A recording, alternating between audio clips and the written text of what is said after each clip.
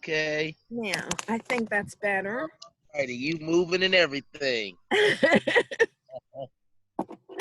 am loving that hat. Oh, I well, grew I cannot take the sun directly on my face like that.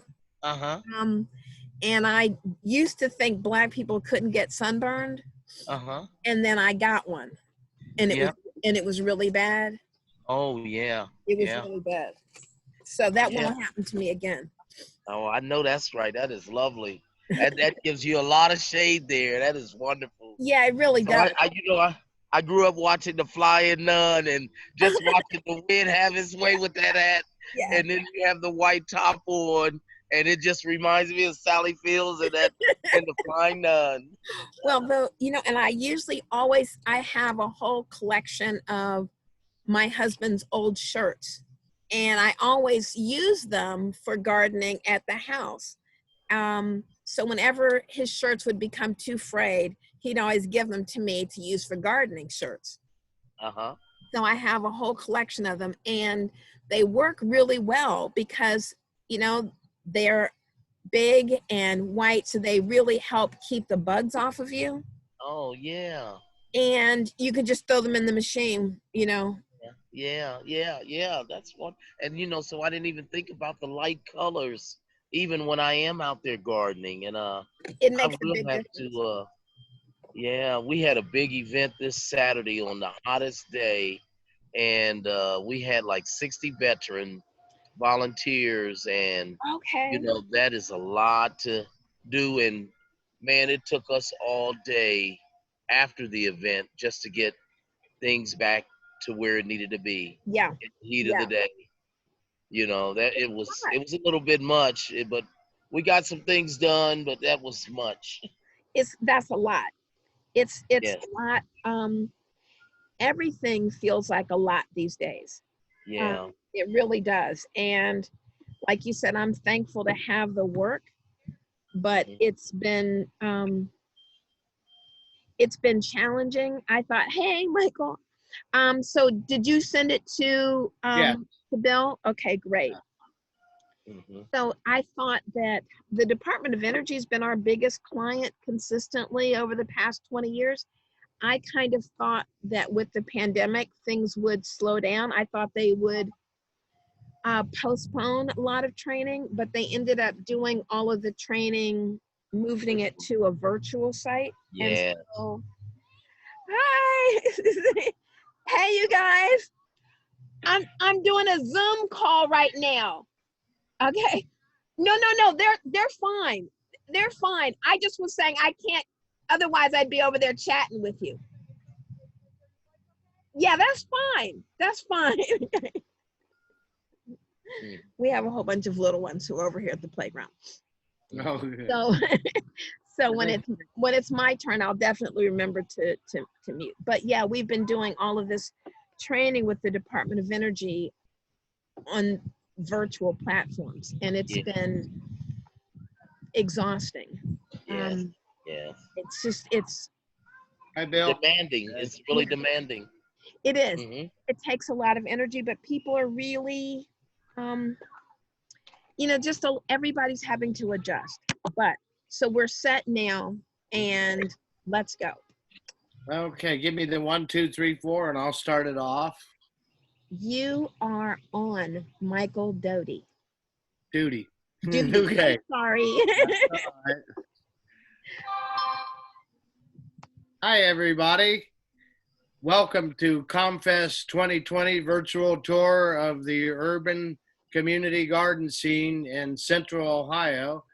And I am Michael Duty, and I run the Kossuth Street Garden at 641 East Kossuth Street, Columbus 43206. I got 3 wonderful people with me here today to share their thoughts with you. And go right ahead. The first one in queue is Paula, and then Aaron, and then Bill. Hey, I'm going to unmute myself. So I'm Paula Pennabritt, and thank you so much, Michael, for inviting me to participate in this virtual Comcast. I'm excited about it, and I am one of the co-managers of the Charles Madison Nabritt Memorial Garden, and we are located at 1200 Brentonell Avenue in the rear of the Church of Christ of the Apostolic Faith, which is the congregational home to a group of folks. This congregation was formed 110 years ago by descendants of formerly enslaved Africans. So having a garden here is just a perfect segue. Yeah. Aaron? Good morning, everyone. Minister Aaron K. Hopkins of Family Farms of Southside Canton, also of Growing Community and Family Concerns Urban Farm. We are a urban farm network on the south side of Columbus, Ohio. We're situated on 2 city land bank properties. I think they're about 130 foot deep by 40. This is our 4th year on the one side and our second growth season on our second site. We've got a high tunnel there, and just working inside the community and working with the church and the civic organizations to defeat fresh food access. Bill? Sorry, I had to unmute there. Oh, it's so good to be with friends and partners out there and to talk about community gardens, which is so important right now. Urban farms, food, community is all so very important. I'm at the Franklin Park Conservatory and Botanical Gardens. I'm actually furloughed right now, but with the conservatory opening back up as we speak, I will soon be starting back in my role as Growing to Green manager, which is a resource for all community gardens, urban farms, beautification projects in neighborhoods. So I'm very much looking forward to getting back out into the community a bit more safely and to see all of you in person and to watch your gardens grow with you, maybe pull a few weeds. But more importantly, to continue to bring communities together through gardening, through neighborhoods, through each other. Great. One last thing for everybody, how to contact you. You can contact the Kossuth Street Garden under our name on Facebook. And you can contact us at kssu@gmail.com. Paula, how do we get in contact with you and your garden? You can contact me. Also, we're on Facebook. We have a Facebook page that is the C as in Charles, M as in Madison, N as in Neighborhood. So CMN Memorial Garden on Facebook. And our email is info as in INFO at telos, TELOSINC.org. It's kind of a long email, but the garden is part of our 501c3, and our 501c3 is Telos Training, Inc. Gotcha. Aaron.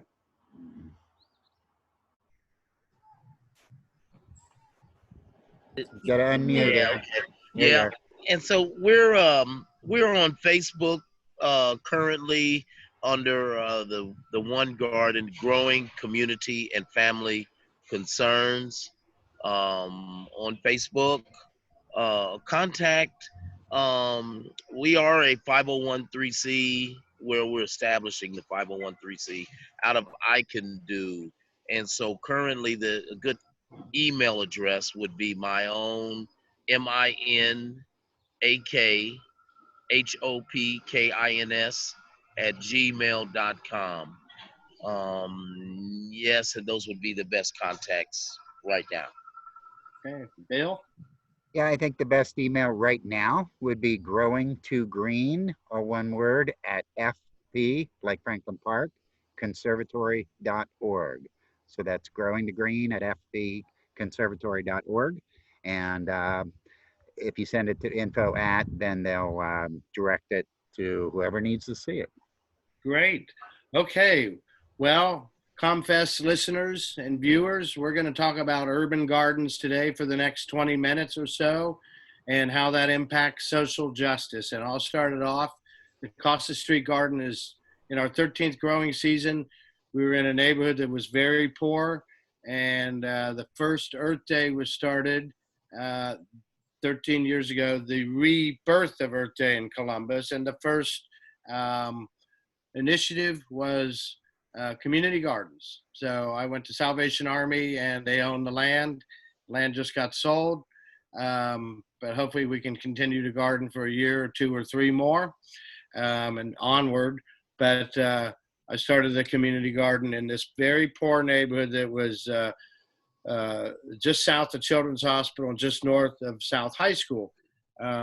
What we faced was a real food desert in our neighborhood that's now gentrifying. And one of the issues that was very much a concern to me was the fact that we were not only not having nutritious food options, there were gas stations and such like that where people that didn't have cars, couldn't afford them, would go get their food at the gas stations. And so we were also in an area that this may or may not still be true, but it was, as even of a couple of years ago, third worst in the United States in Black infant mortality. And it took a while for the leadership in this town to realize that urban gardens could be an impactful way to address that issue in part, and finally got on board. And I'm proud to say that we also have the community Church for All People, and they helped, they started a All People's Fresh Market. We're trying to get our organic produce into that market as well, but they're actually feeding people through that. So there are good signs, but there's a long way to go. I can also say briefly that we went from a very poor neighborhood to a gentrified neighborhood. Houses that were $10,000 now have been remodeled, and they're worth $200,000 to $300,000. I've lived in the neighborhood since '96 in a house that I've been visiting since 1982. I bought it off of friends of mine. But one of the issues that we've all had is getting people to volunteer. When we were a poor neighborhood, we had people that had a background in farming, whether they were Black families from the South with that long tradition of working the land and sustainable agriculture, and people from Appalachia, that mostly white people and Black people from Appalachia. They also had that tradition, but I wondered what would happen when the neighborhood gentrified. Well, we didn't have any problem getting people to help us harvest the crops when we were a poor neighborhood, and that's our mission. But now that it's gentrified, it's a little tougher to get people involved. People tend to, whether they're working from home or they come home from work and they put their car in the garage, they get on their devices. So that's one of our big concerns. And I know Aaron especially is going to talk about land access for our gardens. But as far as social justice, gardens are indeed a part of social justice. And I thank ComFest for grants that they're giving to different groups, including any eligible Columbus area community gardens. So that's all I've got. Paula, you're next on the queue. Okay.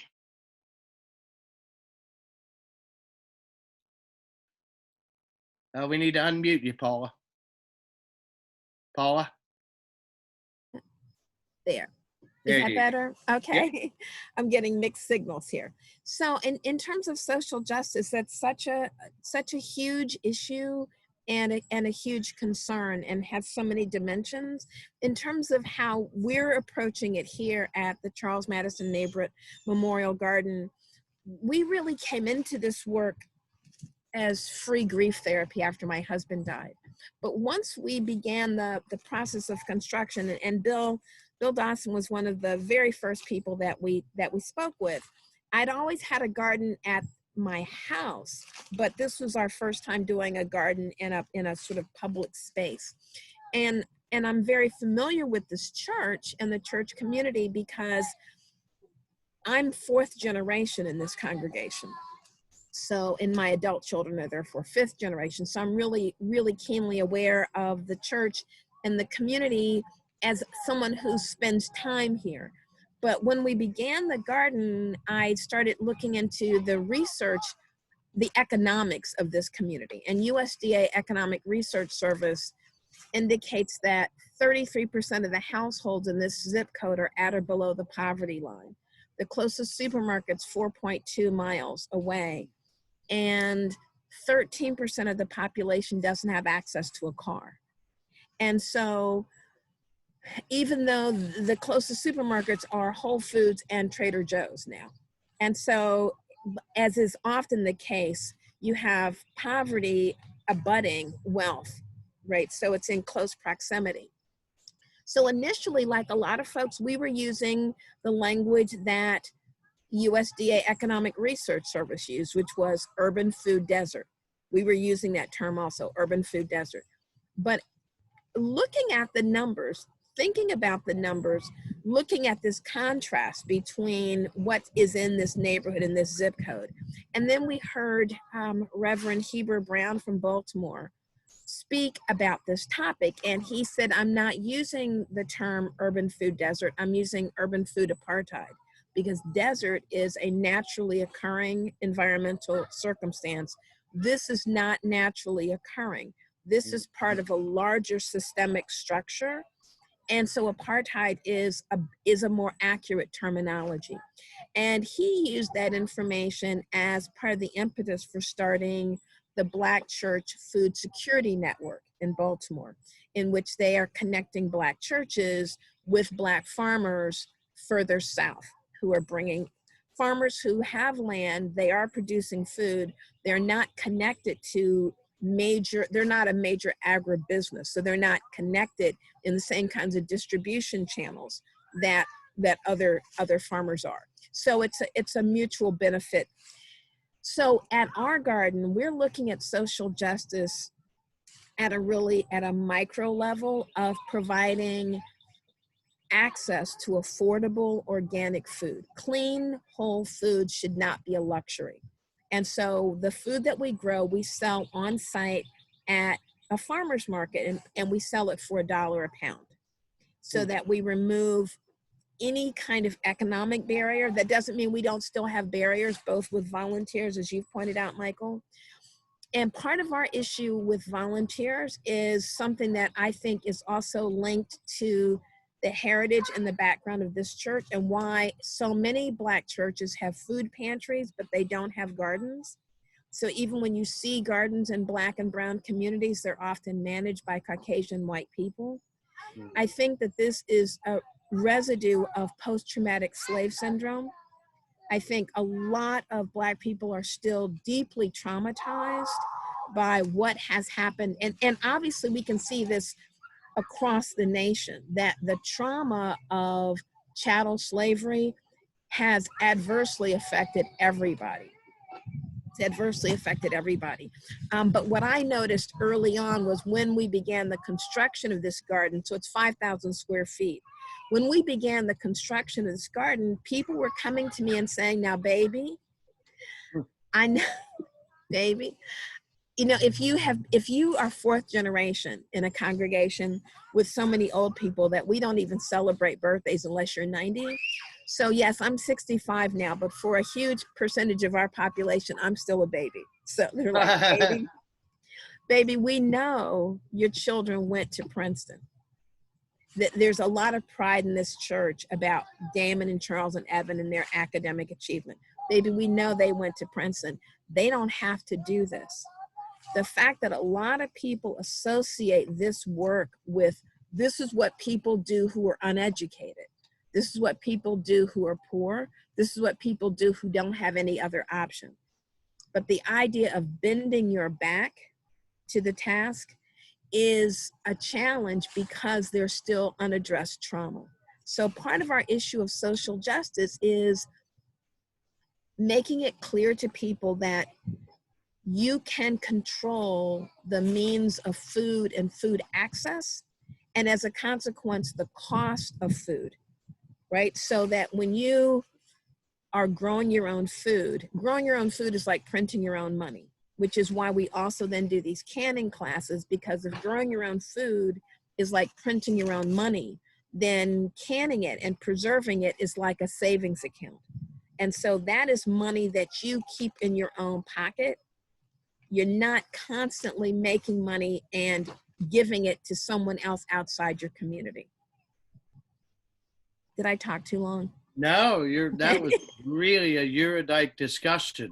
Okay. I'm always impressed with you, Paula, and I shall now use the term apartheid, urban food apartheid. Yes.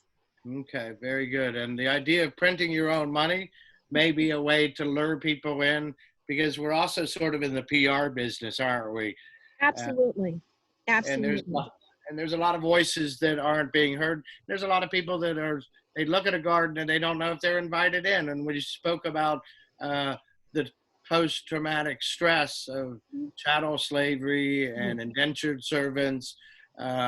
Those were all very valid points, and we're still fighting the fight. And as Martin Luther King said, the arc of history bends towards justice. Yes. And with every plant that we grow, we're also showing people how precious life is, because life has gotten very cheap with the wars that we had, the guns that have been allowed to go into the neighborhoods and the drugs.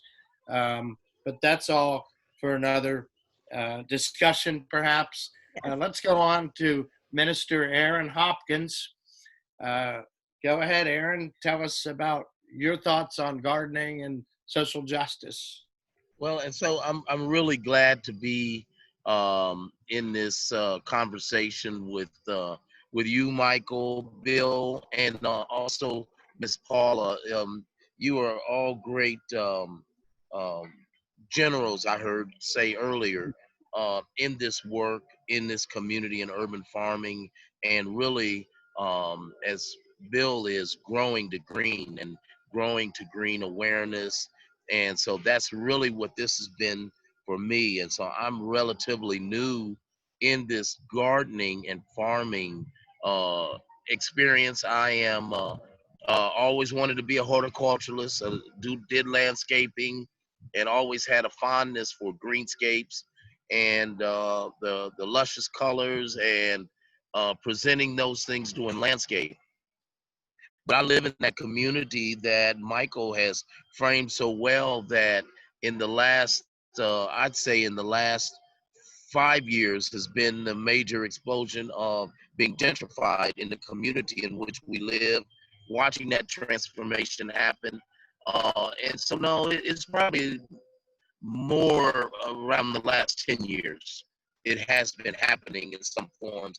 The community in which I live, we know that the past mayor, identified our community as having the most homicides in the city of Columbus. And so out of that, we started a march at our church.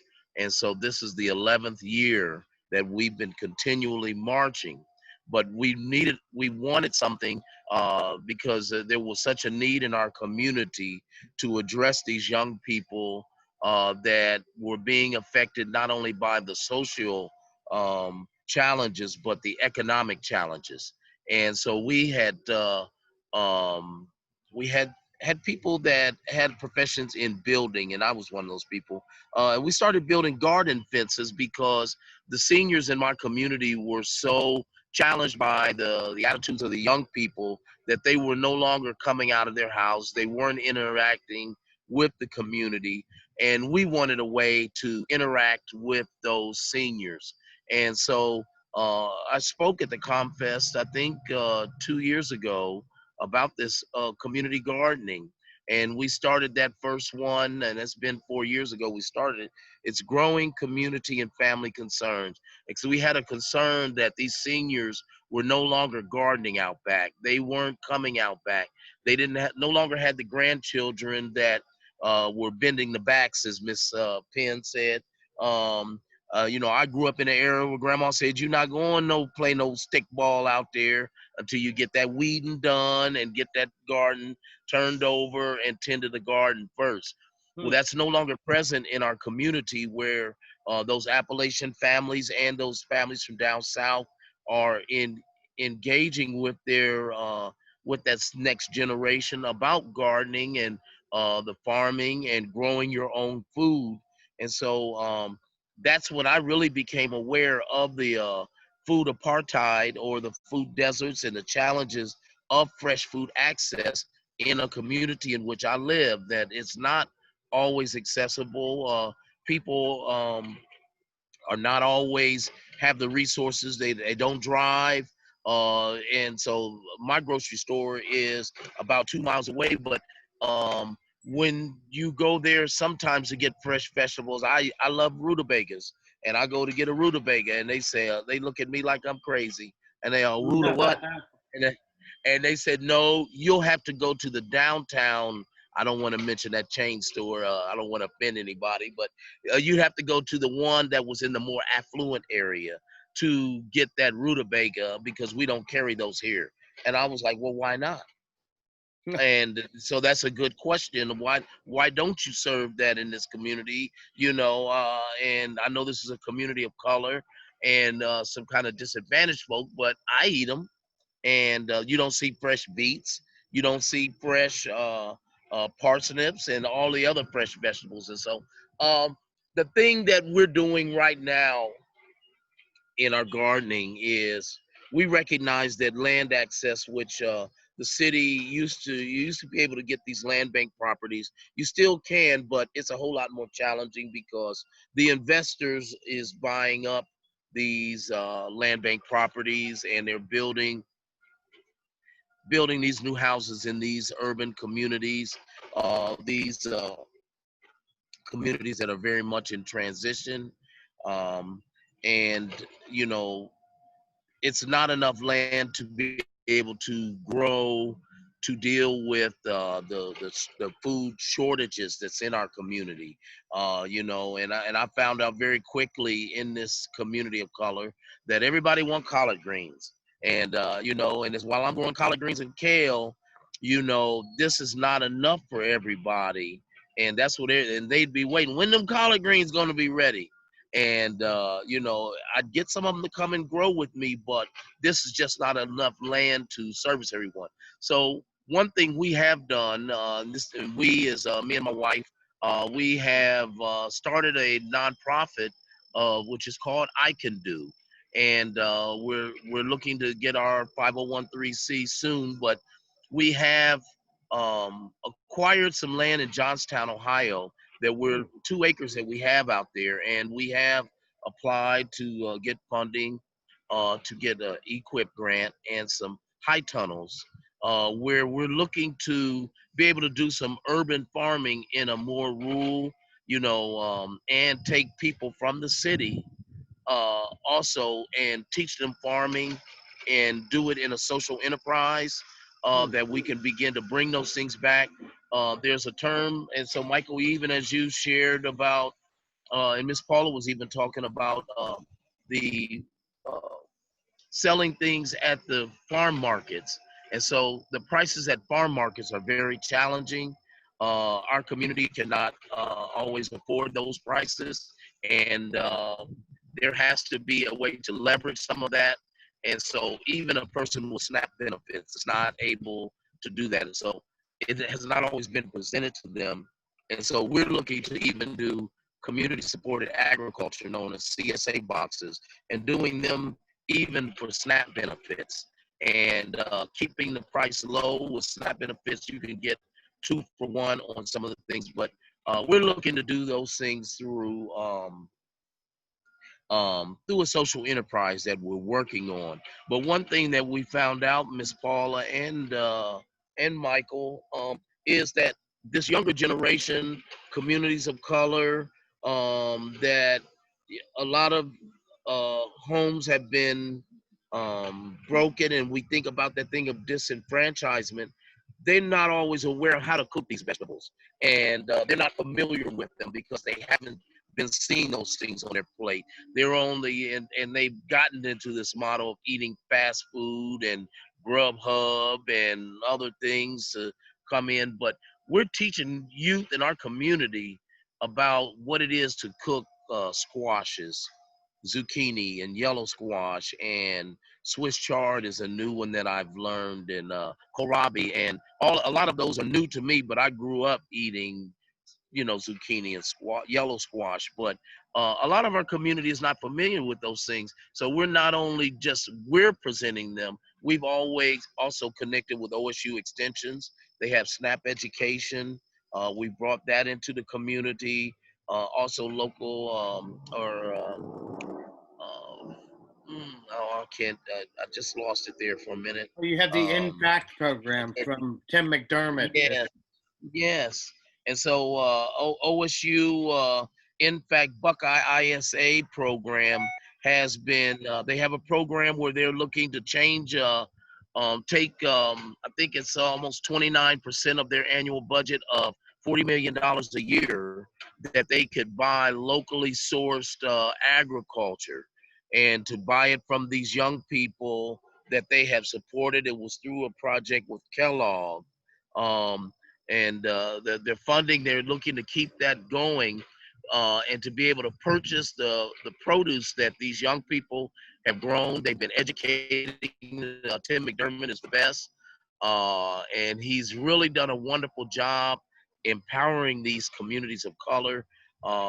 Even working with a group, um, GCGC, to uh, teach the components of agriculture, and that of pollination, and the necessity of um, having native pollinator flowers, and even Bill Dawson and Growing the Green has come into these communities and also been teaching, even through their We Dig conferences, about how the presence of these pinks, purples, yellows, and the lavenders can have effect, even in green spaces, on these inner cities, and the wellness of the community. And so we're just loving what we're doing. Fact is, though, I'm still working a day job. I'm at work right now, but it's a good thing I'm in a leadership role. But how to be able to do these things and do them in a sustainable way, it is challenging, and often it is not being that's what we spoke about at the Comfest before. People moving into these roles to educate and do this work in the communities are not often compensated. And so, yes, I'm working just as hard as a farmer, but I'm not getting paid like a farmer. And but I am a man of faith, and I know that they say serving the Lord will pay off after a while. And so we're excited about the work. We're excited about being here with you guys today and having the opportunity just to shed a little bit more light. We have partnered with the Black Food Church Network, and that work of Heber Brown out of Baltimore, and just looking to do more to educate, equip, and elevate our communities of color. There's still some families there, and we're looking to bring solidarity and unity into this growing experience in our community. Thank you, Aaron. I think you've made some really good nuts and bolts points along with what Paula has said. And we also don't want to forget that the education can also come from local matters. They are localmatters.org. I think that might have been what you were trying to reach for. And that was very helpful. And also what you said about the seniors, that a lot of those people are sort of forgotten in our society. And you have the wonderful rec departments, but you rarely see seniors go down there. And so seniors can feel comfortable in a nice, peaceful garden. And he's not close to being a senior yet, but our friend Bill Dawson is next up. And what do you got for us, Bill? Well, first and foremost, happy Comfest, everybody. Happy Comfest. Yeah, this is Comfest. And so that's to all of you out there that are watching this because you're interested and in social justice, in gardening, in community. And that's really what it's all about. As Michael said, social justice gardens are hand in hand. And these three to my left and below me are champions in their neighborhoods, champions of justice, social justice, and so many other movements. And this is three of them. There's another 200 gardens out there, active gardens and garden leaders that are out there following these guys' roles as leaders and learning from them. I'm there to guide. As Michael said, I'm Bill Dawson, and I work for the Franklin Park Conservatory, Grown Green manager. And I wanted to start, I guess, first with maybe just a little history. As I was throwing on my shirt this morning, I don't know if you can see that, but that's Nice. 2003. 2006 right here, baby. Well, I put that on and I said 2003. Yeah. Um, where were we in 2003 with community gardens? I had started the Grown to Green program in the year 2000. Did my due diligence, went driving around the city looking for gardens, looking for people, looking for projects, and found about a dozen. And those 12 were struggling. They didn't have the true resources they needed to keep going, and whether that be money, land, volunteers, education. Um, so by starting Growing to Green, that was really trying to put all those pieces into one spot, one-stop shop, and to be able to provide, direct, and point to, and physically give some of those resources to these gardeners that are out there and these leaders that are trying to make positive change in neighborhoods. That's exactly what a garden does. So in 2003, a couple years into the program, those 12 gardens became probably about 50 by then, 3 years. It jumped. Part of that was we did a lot of gardens at daycare centers. Awesome. Teach our children, right? Let's start with the children. Once you get the children involved, then their parents are looking over your shoulder. What are you teaching them? What are they learning? Kids are actually running home with seed packets in their hand instead of their report card saying, look what I just did in the garden. Look what I planted. Come see. Then the parents are involved. Then the neighbors are looking out and say, what's going on over there in that plot of land that used to be filled with 40 ounces and hypodermic needles? Now it's active, beautiful. The bad element has moved on because it's too pretty, too bright, too active. They've gone on, and that's where Growing to Green went next, to look at those dark, secluded areas that had potential to be gardens within neighborhoods. We didn't go and just build a garden there. No, we went into the neighborhood, talked to people, learned from others. Do they want a garden? What kind of garden? Is it just, some posies? You want to plant some flowers and make it look like this garden is tended, this neighborhood is tended and cared for? You want to plant trees? You want to plant food? And that's when the community comes on board. Sometimes they don't come on board till the tomatoes are ripe, but that's okay. That's okay. It's still a process in motion and learning. But then, and you talked about seniors, who I call my elders, who I call seasoned citizens, who are not there just to come sit in the garden.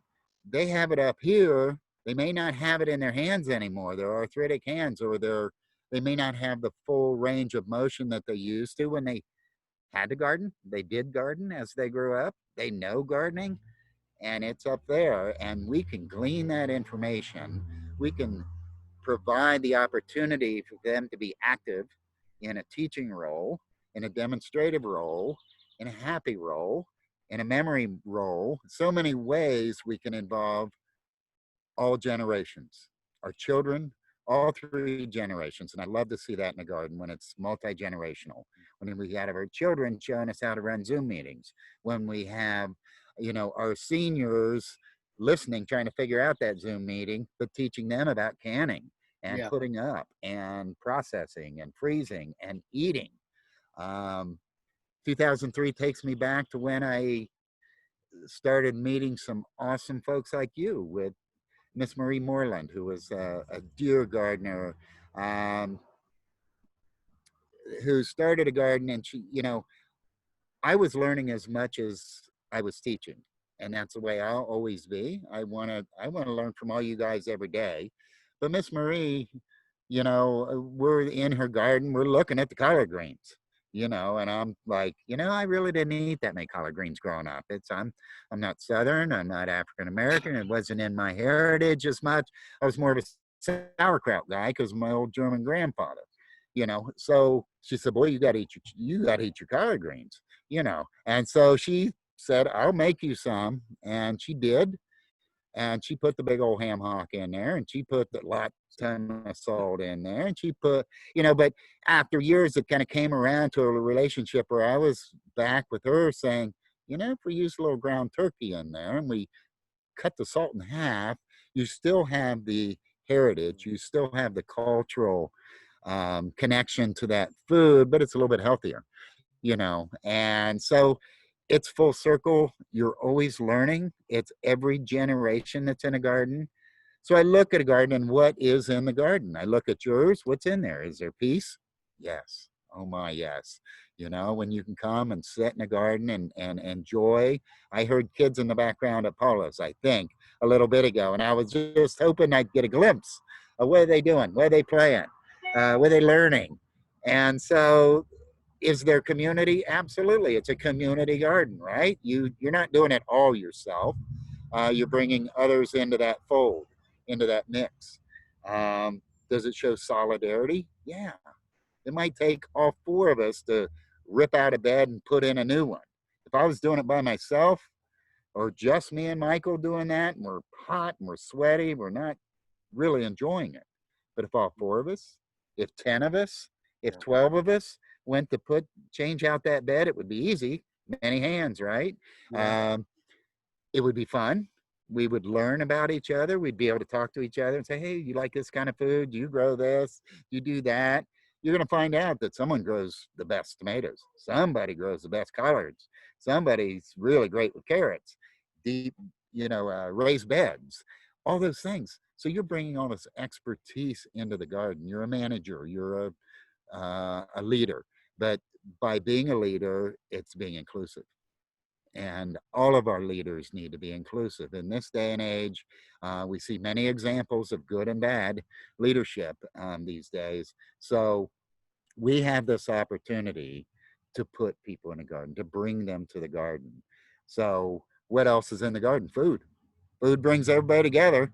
Food is everything. Food is culture. Culture is food. I'll always say that. Um, Diversity, and that's not just among the plants, but you need the diversity among those plants, the companion planting, the buddies, the ones that like each other, the ones that do well together. All those are in our garden now.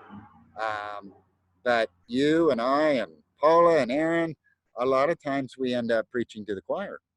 We're telling everybody how great this is, people that are already there.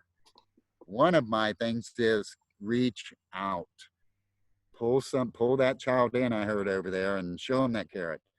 Um, Bring the neighbors in, bring those millennials in, bring the government in, bring the policemen in, the bike patrols, the FBI, bring people to your space and allow them to see the difference you're making. And these gardens do make such a, so by doing that, maybe you're just holding a meeting in the garden. Has nothing to do with food. It will, because you want to have some food there, but bring people to your space. What you're creating is space, safe space, creative space, um, diverse space, cultural space, all of that. And you just happen to have a garden there too that produces awesome food that you're feeding people with. First, the participants that are there and helping you pull weeds. Second, you go a little further out into your church, into your community, to your neighbors. Next, maybe a little further into the food pantries where it's needed. And then again, you're selling it. You're providing it. And whether that's a buck a pound or it's a donation only, it's getting that food out to the people, but it's also getting the people into that space where you're making a difference. Each one of our gardens have a mission, right? They have goals. Is it too late to change those? No. I think all gardens, are never done. Mine right here is never done. It looks nice behind me, but there's some weeds in front of me, and I see them. Paula's weeding while we're on a Zoom meeting. It's a garden is never done, and it's never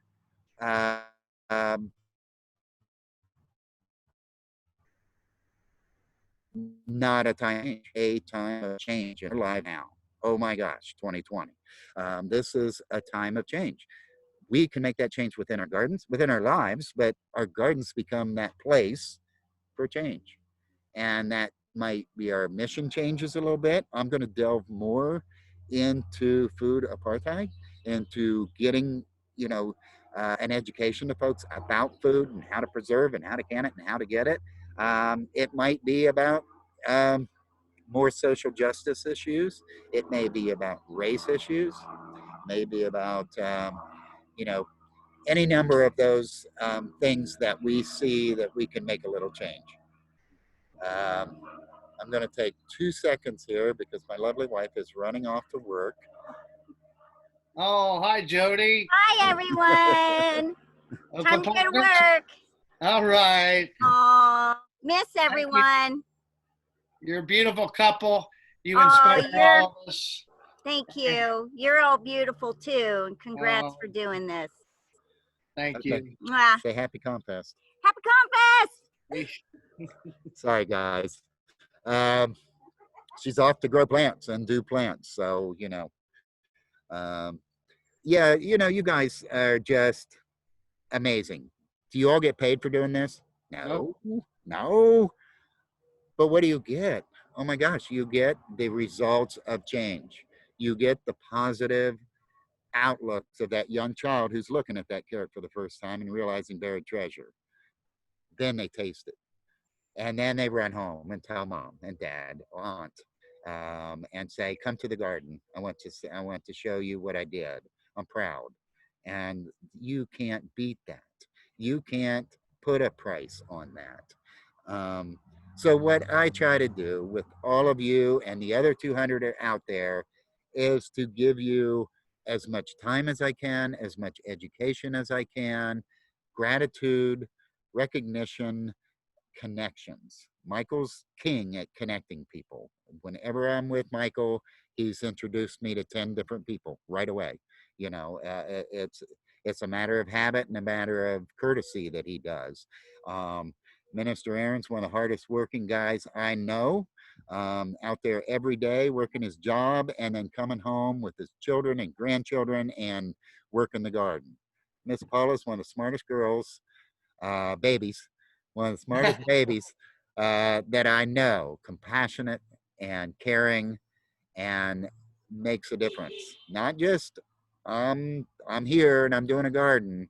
I'm here to make a difference. And I'm happy to tell you about it, right, Paula? so, so I am out there to try to help guide and do what I can. We hold an annual conference called We Dig Ohio. That brings all of us together from the state of Ohio that come together and share knowledge and share excitement and share expertise and learn from each other and network. We have an awards program where all three of you have won awards. Is that correct? You all three, at least one, have won one of the Growing to Green awards, whether it's neighborhood beautification, whether it's Youth Gardener of the Year with some of the youth you work with, to Community Garden of the Year. So we put on those awards every year to recognize and honor you and the other hundreds that are out there doing this. I could talk forever on this. I get excited about it. I miss it because I had been gone and I've not been able to help people as much as I would like to in this pandemic. Now with this increased opportunity for change, we need to get together, hold hands safely, and go out and change and make those changes. Come together and do it. I was talking earlier to Paula, and we were talking about, I feel the need to do something. She feels the need to do something. We all do. We can make the positive change together. That's what community gardens do. It's a community garden. It's an urban farm. It's producing food, it's producing community, it's producing safety, it's producing the cross-cultural connections. It just, what's bad about it? Weeds, yeah, but when there's 20 of us, we can pull them quickly. And you know, it's, I honor you guys. I applaud, and all you folks out there that may be listening today, you can be part of it. You don't have to go out and start a garden. You can if you want, and I'll help you. We'll help you, but you can just go join a garden. You can go visit a garden. You can drop $1 off. You can drop some of the old tools you have in your garage off. You can be that one that says, hey, I know how to grow carrots. I know collards. I'll go teach. And I know compost. I'll go teach. I'll help do that. You can go to a meeting there that these guys will have, and they have often, meetings and educational opportunities. Bring children, bring grandma, bring aunts, um, and you know, it's just so awesome. Michael does an awesome Earth Day event every year in conjunction with Ganther's Place. Um, Paula with her farm markets, and many of her, whenever there's a function at the church, at the garden, I love going because there's usually song. There's almost always song and joy. Aaron, I'm always afraid he's going to put me to work, but he, I'm usually trying to connect him with volunteer groups that are ready, willing, and able, and excited to go to your gardens. And that's another thing we do with Volunteer Connections. We reach out to corporates and other people. I want a brand new person in your garden as often as possible. So then they become, and you can put a button on them, ambassador. Because when they leave your garden, they're going to tell somebody what they did, right? They made a positive change that day by pulling weeds or planting flowers. So make them ambassadors and get their phone number and email. But, you know, to bring them back, give them a good time when they're in the garden, give them meaningful work. They'll come back. And there are a lot of folks out there that want to help. And if you want to help, if you're listening and you want to help, you can reach out to that Grown to Green address. You can reach out to Paula, any one of us, and we can direct you right away to their garden or any others. And they have already been practicing all the safe measures, all the COVID-19 procedures, in keeping everybody safe, distant, and still active and social. So, as I said, Michael, I'd go on and on and on, and I know this is timed out, but we appreciate it, Bill. Your passion shines through. Don't forget, you don't forget, but tell everybody what Native American tribe is in your blood. We believe it's Wyandot. You know, it's just, I've got the German side, I've got a little Native American side, so I got the hardworking, nature-loving combination thing going on. I don't know, but I just love, why wouldn't I want to help you? Why wouldn't I want to help any one of the people out there who are doing what you're doing to make positive change in a garden? I learned from my grandfather. I could tell you many stories about him. I could tell you the dollar bill story. I could tell you so many more, that he taught me so much about organic gardening and everything that I sort of let go because it was a chore then, but it came back and it's with me every day. And it's my responsibility, if I've been taught something, to teach others, and it's yours too. Yeah, it is. It is our responsibility. That's a good point. One last question, Bill. Where would we find a map if somebody lives somewhere in Central Ohio? Is there a map of gardens? Can they get a hold of you and say, what's the community garden in my neighborhood? There are several maps sort of out there that not all have been updated. And you want to be a little bit careful about just jumping into a community garden by virtue of maybe it's private. Sometimes there's gardens at places like Huckleberry House and Boys and Girls Clubs or the Buckeye Boys Ranch, that, or schools, that you just can't jump onto a school ground or a playground and, you know, start gardening. So um, you just start talking, you do a little search on Facebook, join as many Facebook gardens out there as you can. Amazing. From the Granby School Garden, which is amazing, to Franklinton Farms, which is long-term urban farm, CSA, does it all, to to, you know, a postage stamp garden in your neighborhood that's grown a few flowers that's providing that beautification and showing that that entire neighborhood is cared for. So they're out there. The maps are a bit difficult, more difficult to find because some are outdated, but you can't throw a rotten tomato without hitting one of these gardens. They're out there in every neighborhood, schoolyards, churchyards, a lot of them at pantries. We'd like to see more at pantries. That was an initiative we started many years ago. I think there should be one at every fire station. Of course, the schools and people will get back to school, and many gardens are at schools. But your garden in the neighborhood is a school. It's summer school. Yeah. For those kids. The Highland Youth Garden is a great example that serves hundreds and hundreds of children on the west side every day through education, food, togetherness, all those things. So they are all out there. We have a list of the 12 what I call hub gardens.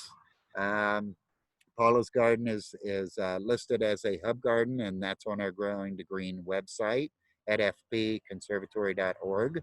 Those 12 gardens are hubs. So what it means is that garden leader is great. That garden has been sustainable. It has a great mission. It's providing food or beauty and some of those cross-cultural and other connections I talked about. And the important part is Paula has agreed as a hub garden leader that if somebody calls me and says, you know, I want to start a garden at my church and I want to feed some people, I might want to do a farmer's market, I say, call Paula. She's the one that's doing it every day. Or I'll say, call Todd over at Upper Arlington Lutheran Church, who grows a quarter-acre garden and grows 10,000 pounds of food, gives it all away. So I connect them with these hub garden leaders, and then they are providing the hands-on. Hopefully that person will come work with Paula for a while, learn that, and then and I won't leave them. I'm just offering more assistance, and then I will help them through the process. And as I said, finding money, that's usually first. I need some money. Mr. Bill, I need some money. I need volunteers, or I need land. And so Paula was very correct about church gardens. I mean, when I hit that 45 or 50 gardens in '03, then we saw another big boom of church gardens because they had all the right ingredients, right? Service oriented, usually associated with a food pantry. They had land, typically owned it. Sometimes they had money. And so all those components were in place to be able to start a garden. It's the leadership that makes a difference, and not just one leader. Michael, I know you connect with many other people in your neighborhood to help you. Aaron, same. Paula, you don't do it all yourself. Your sons are, you know, fantastic in the garden. Even mommy is out there in the garden pointing and telling you how to do things. So, you know, it's the leadership that, you know, Paula, you might move to Hawaii tomorrow with a new book deal. I don't know, but you need to have another leader in place. You need to have that succession plan, that sustainability plan. So that garden's just not thought about 1 year. And Michael, you think of yours year to year sometimes because of your situation. But let's think long term. Let's find that solution to make yours more sustainable in your mind, give you a little ease. And you know, Aaron, you're going gangbusters. It's very easy to do too much. It's very easy when you see this abandoned land and you say, I want to garden there. I want to garden there. I want to put a hoop house here. I want to do this. And then you get overrun without the rest of the components of volunteers and money and you know, all those other things. So smart steps, take a step, make sure you can take care of it. Make sure it's helping you bring people in or creating revenue. Then take the next step and make that carefully. You know, so sustainability is key, but we are here to talk about that social justice component, and that is just right along with everything we've all said. It's right there with it, and making change together. Thank you, Bill. That was really, really good. And I think your points about sustainability, that this year is a year that 2020, the reset button has been pushed finally very hard. And we are now looking at 100 different ways or more that we need to reconcile ourselves and our communities to what's right and what's just. You folks have it in your heart. You brought it here today. I thank you all so much. And we're all, four of us would be willing to go on TV. I might make that connection. I'm glad this is recorded. Any final words? About 20 seconds each. Paula, Aaron, Bill, final goodbyes. You know, I love you guys. I love what you're doing. Keep doing it. And those that are out there listening, get involved. It's easy. It's fun. And it's productive. And everybody's looking for an opportunity to help. How can I help? What can I do? We're here to teach. I'm here to learn. Paula has taught me so much about many issues. And it's not just race. It's so many issues. Michael, again, with connections, and Aaron with this positive work attitude and family and growing concerns. Those things mean so much to me. And you folks out there can learn from these and many more that are out there. You can make the change and you can get involved. And I think you should. If it's for a day, it's for an hour, you'll be back. And or you may go on to start a project of your own, and we're here to help you do that. Great. Paula? Well, I echo everything that's been said. This has been great. I love talking about community gardens, and I like talking about how the diversity of what we learn here, that diversity and companion planting isn't just for, it's not just for plants. Yeah. That companion planting and biodiversity works for humans. So this idea of cross-pollination of ideas and thoughts is really powerful, and we really, really need to create spaces for excellence, and that's part of the way in which we do it. Wonderful. Aaron? Yeah, I'd love that. Yeah, and so I just thought about all of the passion that each one of us have for what we're doing, as well as the other 200 gardens that Bill mentioned. One of the main ingredients there is passion. And so I think if we just continue to sow our seeds of passion, it will bring back that product of a bouquet of true enrichment for our communities as we sow into the lives of the young people, the seniors, and to these families in our communities. And so our whole world will be made better. And so it's been a pleasure to be involved in this ComFest again. This is only my second time being involved with ComFest. And so I truly love this thing of community. And so I look to continue our conversations and our growing to green. Thank you, guys. All right. Well, we've got a GCGC drop off going right now. We can also encourage people to be involved and to help out in GCGC and localmatters.org, comfest.com, Franklin Park Conservatory, everybody's websites and their Facebook pages and their emails. Thank you so much. And thank you, ComFest, for allowing us this platform. And this is recorded now for all history. Hats off, everybody. Thank you. Bye-bye. Bye-bye. Bye all. Let's all talk.